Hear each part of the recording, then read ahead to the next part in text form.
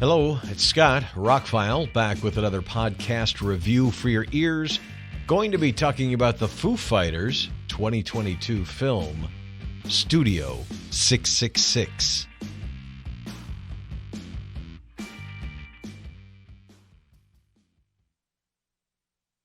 Ever since the Beatles did it, every rock and pop band is, well, not everyone, but a lot of the rock bands have felt like doing everything from long-form videos to actual movies, with varying degrees of popularity and success. Kiss meets the Phantom, anyone? I didn't know what to expect when this was announced, but I thought the trailer was great. Foo Fighters are going to be in a horror movie. I'm in. Like the Foo Fighters, like horror movies. Couldn't see anything wrong with it at all. Was afraid it was going to be one of those band making a movie kind of things, because those don't always turn out very well. But they found a director, B.J. McDonnell. He directed Hatchet 3 as his only big claim to fame, but that actually got decent reviews. It's writing about 57% on Rotten Tomatoes, right where Studio 666 is writing on Rotten Tomatoes. Dave executive produced the movie along with Nate and Remy.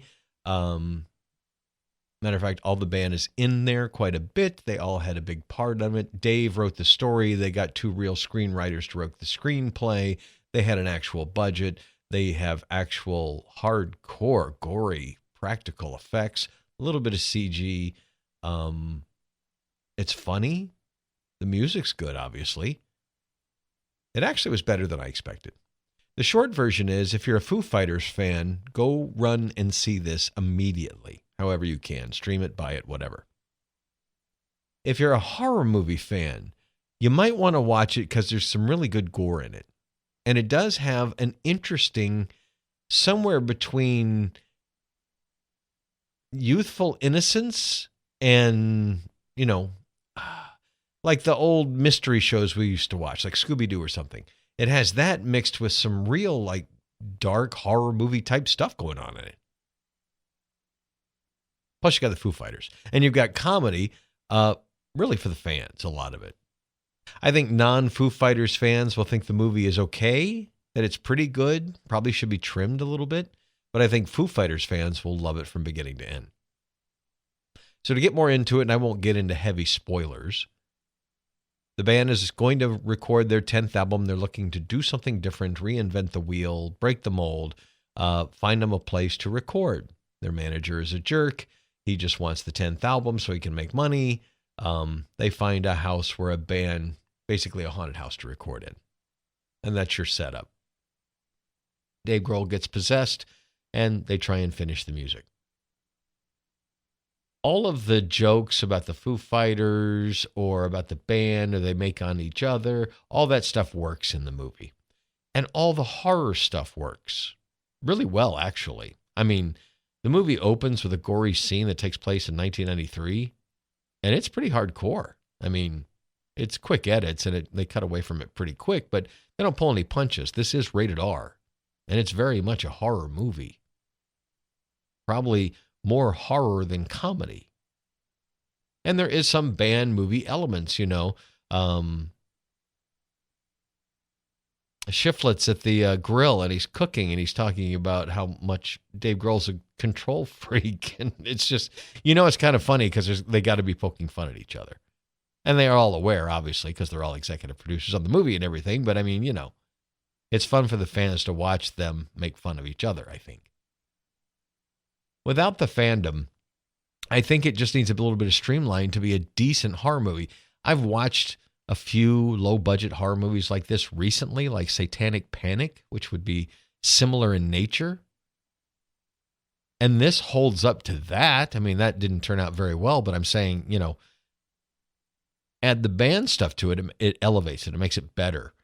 Without the band stuff, it's okay, but it could probably lose about 10 to 15 minutes, but then you'd lose what makes it unique, and that's the Foo Fighters being in it. So the Universal logo, it's Universal Pictures. It's an actual movie. It looks like it was, filmed by real director, real lighting, real everything. It feels like a movie more than anything. Doesn't feel like a long-form video that somebody made on videotape or something like those used to be. And like I said, it opens with it first opens with some great credits, some animation, some shots of the Foo Fighters, some pentagrams and stuff. The music's great. It's all well edited. It's just, you just go, wow, budget. Okay, I'm in. And then the movie starts with a scary scene and some gore. And I'm like, all right, I'm really in. And then you open with the Foo Fighters being the Foo Fighters. Now, the acting's not all 100% Academy Award level, but it's the Foo Fighters, right? So even when they're just being themselves, even though, you can tell they're just being themselves on camera, that's fine for what they're doing.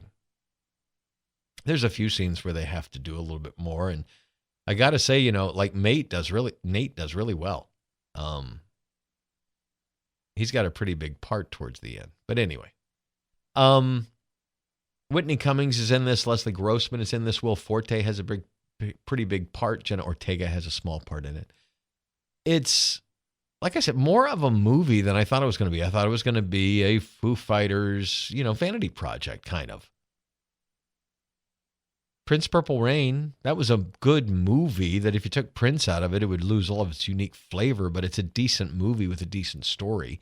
So this would be on that level. It's almost, they could have released it in theaters without putting the Foo Fighters name on it. But it is a Foo Fighters movie. Roswell Films helped produce it. It has the Foo Fighters through and through, and I'm thrilled that they have this kind of thing in them. Not that they're the most clean-cut American band. They've done some pretty racy things or some pretty dark things or like heroin on an airplane kind of stories. They've done some, pretty rock and roll things. But this was a real horror movie. This is something that horror movie kids in the theater will go, all right, yeah. 2 people having sex get cut in half by a chainsaw. It's pretty hardcore in places. When people die, there's a lot of blood.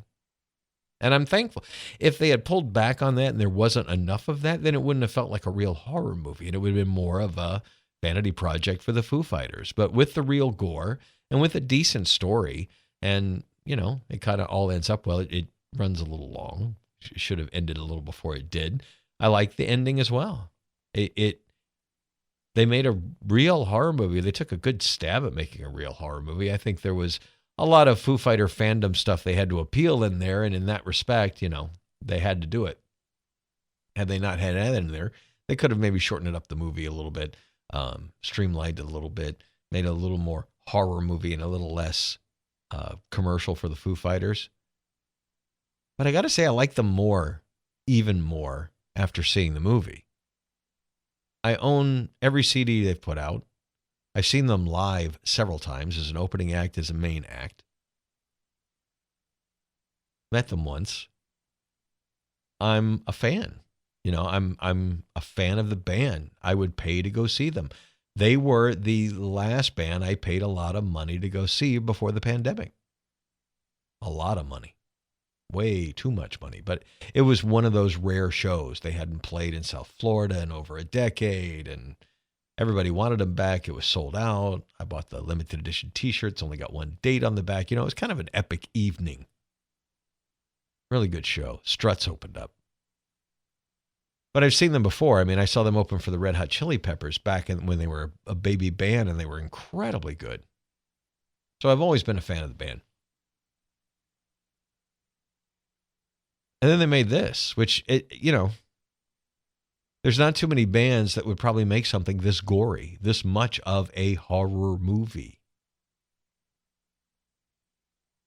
With a little trimming, it would have been really great. But as it is, they can be proud of it. And if you're a Foo Fighters fan, you'll really like it. It's not bad at all. But be warned, the gore is, it's a real horror movie. There is some serious gore in this film. Almost all practical. It was a little digital, I thought. It was definitely a good movie to watch on Halloween.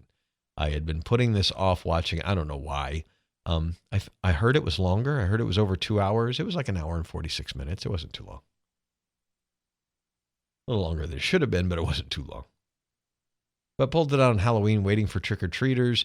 It had all this almost satanic imagery in the opening credits and stuff. Yeah, it was a good choice for Halloween. Not quite the irreverent level of something like Evil Dead 2 or Army of Darkness, but They were shooting for almost a John Carpenter kind of thing, who, by the way, John Carpenter did the opening theme and is in the movie. Not to give away too many surprises, but you can find that out easily. It's in the trailer, I think. So should you watch it? Foo Fighters fan? Absolutely. Horror fan? Yeah, pretty much. And anybody else? Well, it depends on how much you like the Foo Fighters and horror movies. It is funny, though. Check out Studio 666. It's available on streaming services, on Blu-ray. It did not get a 4K release. I don't know if you can still stream it for free yet. I waited till the Blu-ray dropped to under $10 and I picked up a copy. It was worth it. I'm glad to have it in the set. I'm going to move it from my movies, though, and put it next to the Foo Fighters' other stuff I have from them, because I'll pull it out when I want more Foo Fighters, not when I want a horror movie. So is that a recommendation for it, I guess? I'm Scott Hamilton. I'm ROCKFILE. Thanks for listening to this podcast, taking time out of your day. I have fun making them. I hope you have fun listening to them. Check out Studio 666 if you're looking for a horror comedy with the Foo Fighters in it. Have a great day.